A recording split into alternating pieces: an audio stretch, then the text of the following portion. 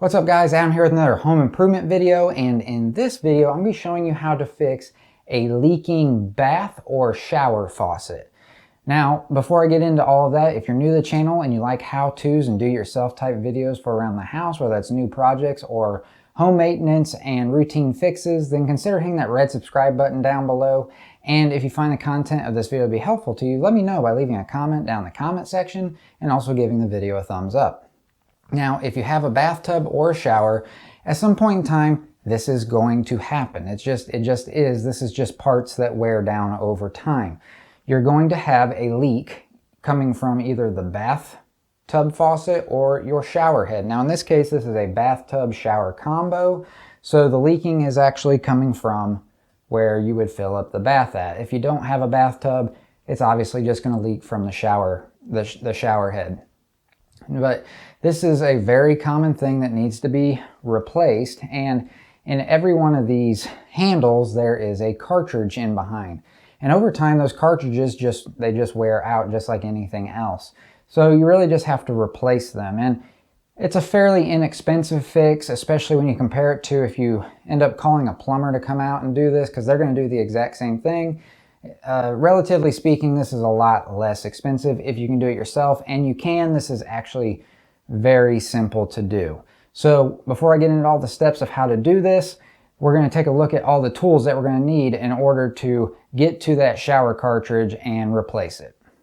The tools that we're going to need to do this project are a Phillips screwdriver, a pair of needle nose pliers, an Allen wrench, our trusty channel locks, and a bottle of waterproof grease. Alright, so again, this is just a Moen single handle faucet, and the cartridge that we need to get to is in behind this handle here. But before we start pulling all of this apart and pulling things out, the first thing you need to do is make sure you've turned the water off. If you don't turn off the water and you start pulling this stuff out, you're going to have water spraying all over the place. So make sure you turn off the water. If you have a well, you can just turn off the power going to the well. But if you have city water, you're going to need to go outside or wherever your shutoff is and turn that off so no water can be coming into the house. Another thing I advise you to do is to shut the drain valve so that any of the screws that we're going to be taking out, if they fall, so they don't go down the drain. If you can't shut your drain valve, just get a towel and lay it down so that the towel would catch it. Alright, so the first thing we need to remove is the handle itself. And on these single handles, there's usually a screw up underneath of here that needs to be pulled out, and it's going to require using an Allen wrench. So what I usually do is I turn it up because that'll expose the screw up top here. And then I just put my Allen wrench down in there and unscrew the screw.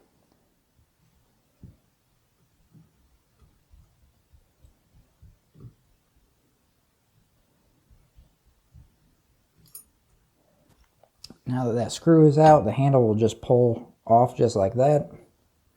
Next, we're going to need to take that Phillips screw out right there in the middle. So get a Phillips screwdriver and just unscrew it. Now that black piece is removed. Next, you'll have this white piece back here that stops the handle from turning. It just pulls out, and it's actually two pieces, one inside of the other. They'll both come out. Then there's this metal sleeve here that you just pull it out. And so now you can see the shower cartridge is exposed, but we can't pull it out yet. There's actually a clip in there that has to come out that will then free it up to then be able to pull it out. And we can't get the clip out of there without taking the trim piece off here. So we need to take the trim piece off.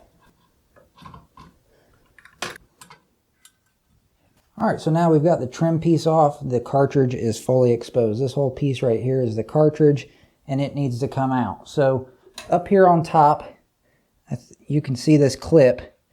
That's got to come out in order for this cartridge to then be able to pull out. So I just take some needle nose pliers, put it in there on the top, and then pull that clip up and out. Alright, so now we just need to pull this cartridge out. Now they do make cartridge pullers that you can buy. They'll screw into the stem here, and as you screw into it, it actually pulls the cartridge out. I don't use one of those. I've never had to use one of those, but if you just cannot get this cartridge out by using a wrench, then, and in this case I usually use channel locks, if you cannot get that to come out, then you might want to go to the store and pick up one of those pullers, because it will make it easier. But for the most part, I just use a pair of channel locks, and since I'm throwing this away, I don't care if I damage it at all. But don't yank too hard, because remember, you've got piping in the wall here, and too much pulling up and down and pulling on it could possibly damage the joints or the piping itself. So you just want to put a little good pressure on it and just kind of pull it out. And as you can see, it is slowly coming out.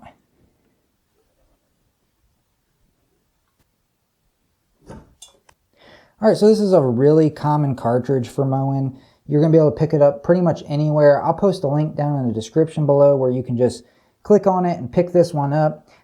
All right, so now one of the first things we're going to do with this cartridge, now we've got it out of the packaging and I've already gotten it dirty with my hands, we're going to need to use some of this waterproof grease. But we're going to put this grease on any of the rubber parts and here on the seal. This is just going to help them last longer, and it's also going to make it easier to slide this cartridge back into place. You definitely don't want to use anything like Vaseline or anything that's petroleum based on these, as it could degrade the rubber and it's just not good for the performance of the product. So make sure you're using some form of usually a silicone based lubricant. All right, so now we've got our lubrication on there. Now we can put the cartridge back in, and the way you can tell that which way is up is this H and C here. H obviously is for hot, that's the hot side, and then C is for cold, and that's the cold side. So as long as that's up and you can see those letters the way they're supposed to be, you know that that is the top. So we'll just go ahead and push this cartridge back in.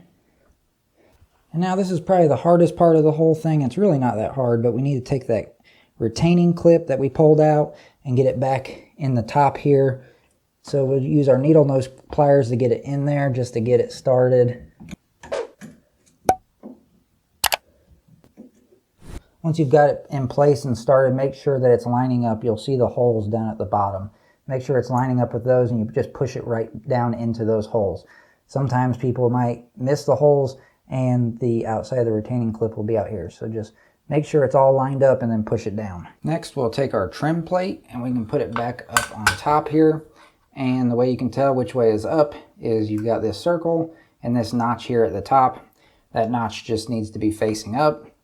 Then you can take your screws that you took out, put them through the trim piece, and you'll need to find where they thread in to the actual fixture in the back itself.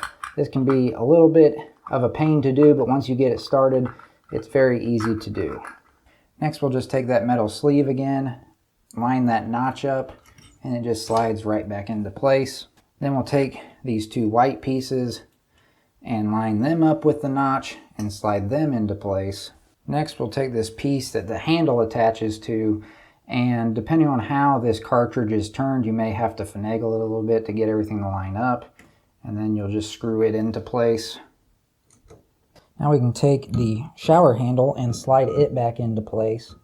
And once you slide it on, make sure that you push up against it and get it seated, and then you'll take that screw, put it back into the hole up on top. It'll go down through that hole, then through the hole in the plastic underneath, and then it actually screws down into a piece of metal that's actually attached to the handle itself. Alright, so now everything is back in its place. Oh, that turns a lot easier now, way easier than the old cartridge. So let's go ahead and turn our water back on and test it out. Alright, so the water's back on and we don't have water flying all over the place, so that's a good sign that everything's back together. And it's also not dripping anymore. So as long as the water comes on and turns off, then we know we're in good shape.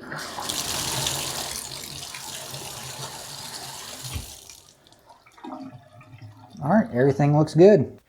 All right, guys, so that's pretty much all there is to stopping a shower or bath faucet from leaking. It was actually really easy, as you can see, fairly inexpensive to do. Anybody can do it, and it saved a ton of money by not having to call out a plumber to have to do it. So I hope that you found this video to be helpful and informative. If you did, please let me know by leaving a comment down in the comment section and also giving the video a thumbs up. I really appreciate it. And if you like how-tos and do-it-yourself type videos like this one, I do a lot of new projects along with repairs and maintenance for around homes, just like we did here today. If you like videos like that, then consider hitting that red subscribe button down below, as I have a new video coming out on a weekly basis. And I have a bunch of videos I've already done in the past you can go check out now. So consider hitting that red subscribe button, and I hope to see you in the next video.